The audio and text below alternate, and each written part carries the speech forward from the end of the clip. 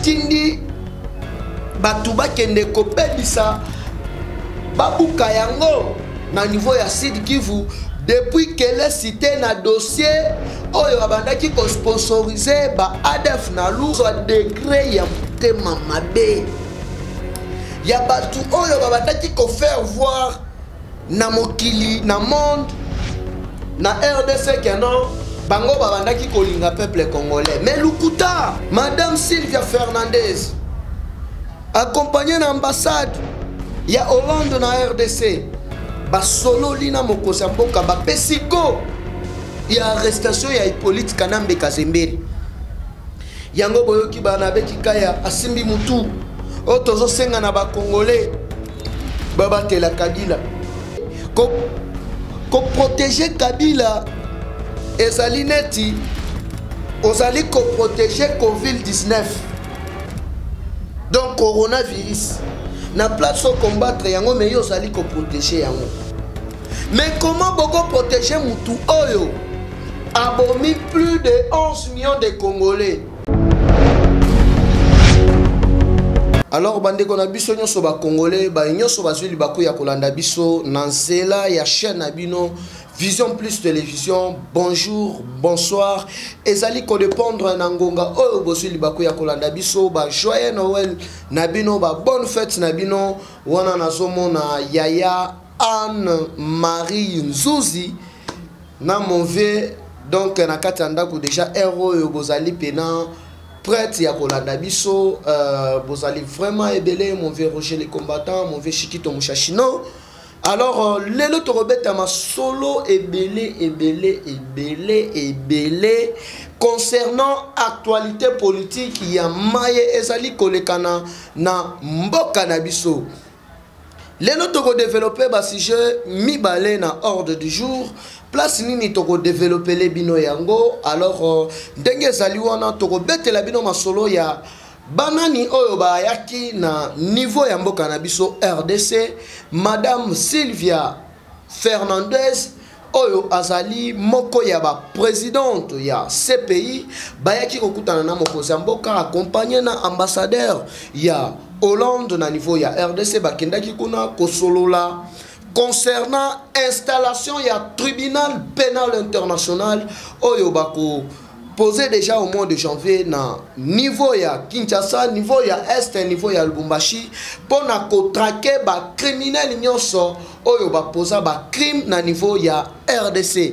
Criminel ya liboso ezali Tata Mandefu Hippolyte Kanambe Kazemberi donc yendenga zali wana amata akita bako kangela biso ye amata akita bako kangela biso ye. Alors bozalaki vraiment ebele mon vieux Gamaveur Ndokinzoba na kati ya Paris bozalaki vraiment ebele. Alors lelo na sujet na biso ya liboso toko solola mayeba solola ki na réunion ezalaki hors caméra mais biso tozali batu ya kati oyo à chaque fois nyonso elekanaka tozalaka toujours aux aguets. Na deuxième point de place toko betela bino masolo ya bandaku oyo Oliva Tindi batu bakende kopebisa babuka yango na niveau ya Sud Kivu depuis qu'elle est citée na dossier oyo abandaki ko sponsoriser ba ADF na lu oyo babandaki ko recruter ba jeunes pona ko sala mubulu pona ko tumba ba village na niveau ya Est kuna. Alors depuis deux généraux oyo ba témoignaki que non mutu atinda biso ezali Olive Lembe donc et PCE Vertuche depuis ayoka pe que non mobali na ye kala troté azonyatama donc mwana mai akomi bisala sala donc banda kukutu ya ba brique oyo bango batonga atindi batu babuka banda kuana nyonso boso degré ya mutema mabe ya batu oyo babandaki ko faire voir na mokili na monde na RDC kenon bango babandaki kolinga peuple congolais. Mais lukuta yoko congolais te okolinga congolais denge nini parce que bo piller ba minéraux na biso bo s'enrichir na RDC mais bo tuki RDC pauvre. Notre maman c'est la RDC mais botu qui est pauvre bino bo s'enrichir au prix du sang, il y a peuple congolais. Mais oyo bino makambu nyoso ya mabe oyo bino bo salaka, il faut boyeba que non et ko rattraper bino. Toko céder na intimidation te, toko céder na mafinga na bino te. Biso objectif na biso c'est la nation ou rien. Yango na bande kona biso nyoso ba congolais boyeba que non masolo ezali kitoko. Boyebi bien siège ya ce pays ezalaka na niveau ya Pays-Bas. To na Hollande. Mais mukolo ya lebi mama na réunion. Ya présidente ya ce pays. Madame Sylvia Fernandez. Accompagnée d'ambassade. Ya Hollande na RDC. Ba solo lina mokosamboka ba pesigo. Ya arrestation ya Hippolyte Kanambe Kazemberi. Yango boyoki bana beki kaya asimbi mutu. Otozo senga na ba Congolais. Baba Tela Kabila. On a zali ko féliciter na réponse. Ya Kulutu Shekoko Mulumba. Oya yebisiye ko protéger Kabila. Ezali neti. Ozali ko protéger Covid-19. Donc coronavirus. Na place au combattre yango mais yo sali ko protéger yango. Mais comment boko protéger mutu oyo abomi plus de 11 millions de Congolais. To bandaki ko ebisa bino ebele babandaki ko comprendre te lelo FCC Panzani et comme FCC BCBG, FCC Maison Mère, FCC El Paris, FCC Ntonya. Mais tout ça n'a bino maeli. Parce que union sacrée ezali place oyo eko bomba ba criminel te. Union sacrée ezali refuge ya banilotiki te.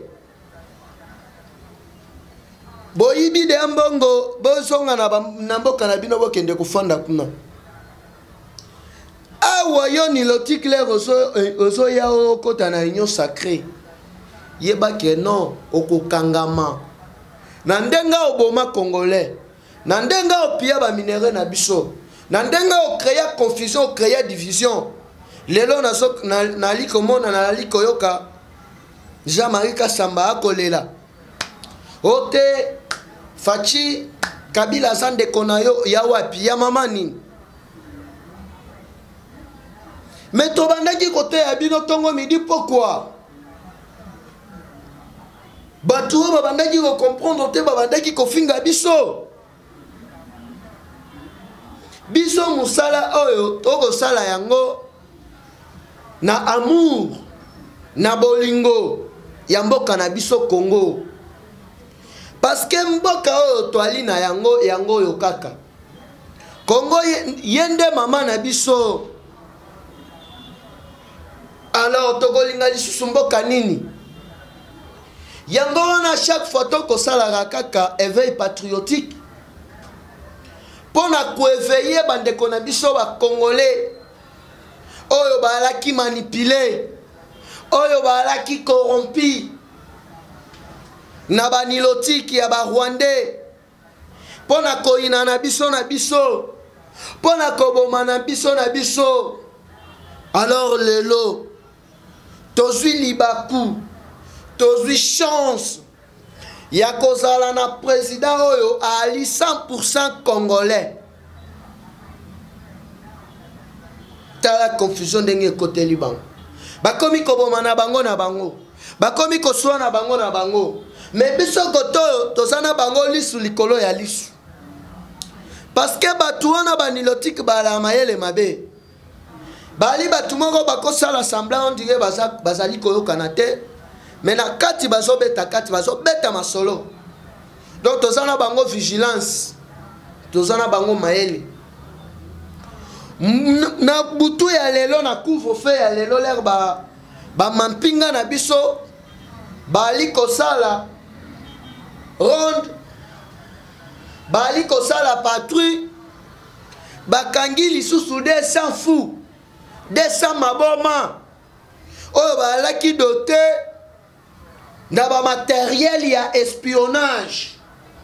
Alors matériel wana ya espionnage, c'est pour espionner qui? C'est pour espionner qui? Et puis pourquoi? Nyonso wana Kabila yebi keno azali mukangami. Ali mukangami. Parce que rapport ya mampingi yango yote. Denis Mukwege ko tambola kanango partout na mokili mobimba ko lakisa na ba ambassade ko lakisa ba preuve. Ya ba congolais ba o ba boma batindie na mission na tata mokonzi. Son Excellence Félix Antoine Tshisekedi Tshilombo. Ya kotambola na yango partout na Amerika mobimba. Kotambola na yango partout na Asie mobimba. Na Europe mobimba. Kolakisa niveau ya kidemona. Niveau ya kisoloka oyo Kabila alaki na yango ya koboma congolais. Akoboma congolais pamba te akoyiba minere na biso pona détruiment ya Rwanda. Parce que na objectif na bango na ba réunion na bango ezalaki tout y power. Objectif na bango ya liboso ezalaki kosala Rwanda économie ya liboso ya Afrique. Kosala Rwanda comme na armée ya liboso na Afrique. Mais na minere ya Congo. Biso baeli biso distraction. Baeli biso kuluna. Baeli biso masanga. Pour jeunesse et s'occuper na politique te. Mais biso tozwa libaku. Tozwi chance. Tozwi grâce, tozwi ngolu ya kozala pembeni ya kondo Etienne Tshisekedi wa Mulumba. Oya tengisaki biso politique. Oya ebisaki biso keno bana na ngai bolongola kobanga. Dictateur babanga kaete. Lero kobanga dictateur okopesa ye makasi. Dictateur il faut ko affronter ye. Yango wana bobandaki komona keno. Le Kabila alaki na manduki. Alaki na ba pulusi to bandaki ko banga ete to alaki toujours wana côté le melaye à respecter constitution à ça la dédoublement te malgré l'ingati s'imposer ça la kamwa makasi a sali glissement il y a 2 ans mais souka na yango na pression auto chakiye mbamba auto chakiye nde a sali élection alors bande konanga ya ba congolais o ba ali distrait botika distraction. Soutenir mon conseiller biso son Excellence Félix Antoine Tshisekedi Tshilombo. Oyo ali na vision malamu ya kobongisa Congo. Oyo longo li peuple congolais soni na mokili mobimba. Parce que objectif na biso ba congolais yalaki keno to benga na ba Rwandais. Mwana ya mboka azwa afanda na ebonga. Lelo to ali na mwana mboka na ebonga. Bino ba dongolo misu. Bino ba corrompi, boko lukalisu nini. Parce que ebele o ba koteki na confusion. Ebele o ba bandaki ko comprendre makambo te. Ba sentir siko que non. Mokonzi ya solo. Mwana nzambe ya solo. Ezali son Excellence Félix Antoine Tshisekedi Tshilombo. Le président 100% congolais. Yango ba komona ke bande konangai tozala ini Kabila amata akita azali mukangami azali mutu oyo aboma peuple congolais azali mutu oyo ayibi mbongo ya Congo alors ata mukolo moko te tokolimbisa ye mutu oyo abomi presque pays mobimba parce que 11 millions de Congolais wana aussi bamboka neti ba Haïti bamboka neti ba Madagascar bamboka neti ba Trinidad et Tobago bamboka neti ba Singapour bazali même pas dans 5 millions d'habitants mais mutu moko abomi 11 millions de Congolais donc lisumu biso to sala parce que nzamba pambola biso na ba minéraux Zamba pambola biso na ba minéraux moko stratégique pona copier yango il faut que boma congolais il faut que ça la guerre ya lukuta alors ndenge balobaka oyo okolona yango na mutoko buka yango na kobuka yango siko awa batu mususu bakomi oba protéger bako protéger ya musala nini bayebisaki yo tika bokonzi na malembe parce que constitution ekopesa yo cela ya ko se présenter lisusu te yo sali kipomba osali glissement tokei na maponami dauphin Ochaki akatani bana mboka baponi son excellence Félix Antoine Tshisekedi Tshilombo yo tellement oyebaki ke ozali na basote omikomisi autorité morale sikoyo awa otiki kinga kati oyo ekokoma kutu zowe national ekokoma zone nationale mpona bakongole nyonso bokamati balion ezalaki na park bomemi yango na kinga kati bakrokodile nyonso ezalaki na park omemi yango na kinga kati quel degré ya motema mabe mboka neti RDC na baminere toali na yango na forêt ya monene tozali na yango tobanda koimporte tolelela ba Brésil mpona kosomba semoule tolela ba Angola mpona kosomba semoule alors que tozali na nyonso awa politique nini yo politique nambe ometraki en place mpona kosala banque agricole baide malamu oyo mokonzi aye na yango alors bomata bokita mwana mai soso ya bonani awa nazali kobeta ndela na tata mokonzi na ambassadeur nyonso ya Kabila oyo ya panza na bamboka ebele tata mokonzi tokosenga olongola bango nyonso ambassadeur ya bakosa ba Béninois bakosa ba Burkinabé bakotia bango na ambassade kuna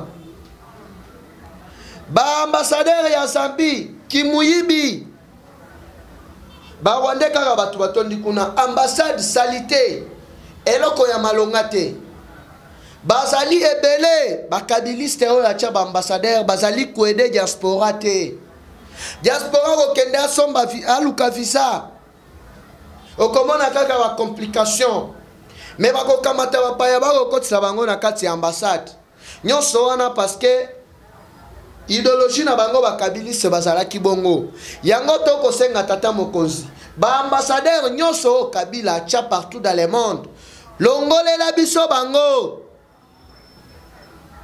surtout ambassadeur oyo ya Nigeria na ya Zambie bakosala mosala te bakade mpemba bamiyibi bakokamata bapaya bakopesa bango misala na kati ya ambassade me bana ya Congo ata kokombola pamba bakolinga te alors ndenge olandaka biso batu wana lera baremaniema olongolo bango nyonso bosenga na biso yango wana ezalaki ndeko na bino mwana na bino mwana koli numéro na ngai ezali toujours le même plus 243 89 784 33 42 plus 243 89 784 33 42 bye bye et dans les prochains numéros.